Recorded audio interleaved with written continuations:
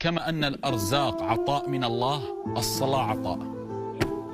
أكيد. الصلاة عطاء، أعظم عطاء أن يجعلك الله تقف بين يديه.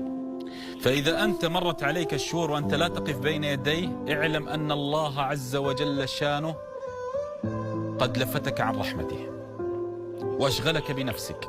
لهذا دائما قل ربي اجعلني مقيم الصلاة، يا رب لا تخلينا نتركها، لأن علامة إعراض الله عن العبد، علامة إعراض الله عن العبد أن يحرمه من الوقوف في الصلاة، وأعظم عقاب لك أن لا تصلي.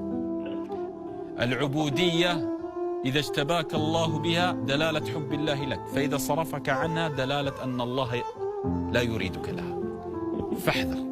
لهذا أكثر من الدعاء رب اجعلني مقيم الصلاة ومن ذريتي.